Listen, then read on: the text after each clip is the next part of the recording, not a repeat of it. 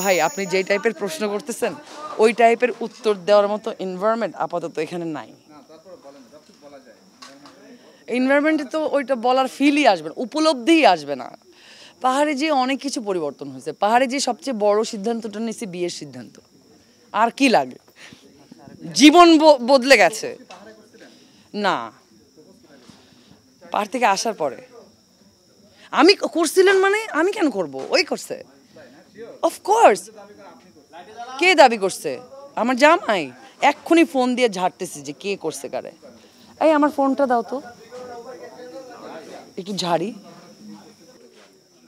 Yes, এটা হচ্ছে, এটা আমার একটা খুবই ড্রিম ছিল বলে তো আমি যখন থেকে আসলে ট্রেকিং শুরু করছি, পাহাড়ে যাওয়া শুরু করছি, তখন থেকে এটা আমার এক ধরনের একটা সুপ্ত বাসনা বলতে পারেন, যে আমি ট্রাভেল নিয়ে কাজ করতে চাই, আমি পাহাড় নিয়ে কাজ করতে চাই।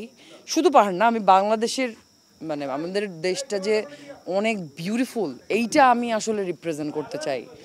তো এটা কম হয়, অনেক ট্রাভেল শোই হয় ওইভাবে বাংলাদেশ এক্সপ্লোর করতে চায় না কেউ, সবাই বিদেশে পুরো পৃথিবী এক্সপ্লোর করে। কিন্তু যেহেতু আমারই একটা সুন্দর দেশ আছে, তো ওই জায়গা থেকে আমি চাই যে আসলে এটা করা যায় কিনা। কিন্তু আমি তো আবার সোশ্যাল মিডিয়াতে অত এক্সপার্ট না, ইনফ্লুয়েন্সার যাই না মানুষ আমাকে দ্বারা ইনফ্লুয়েন্স হয় কিনা। কিন্তু আমি ইনফরমেটিভ করতে চাই, এটা জাস্ট কক্সবাজারের প্রথম কাজটা আমরা করে আসছি, সুযোগ পেয়ে গেছি আলহামদুলিল্লাহ। একটা চাওয়া আমার ছিল, ওই অপরচুনিটিটা যখন আসছে আমি আর লেট করি নাই।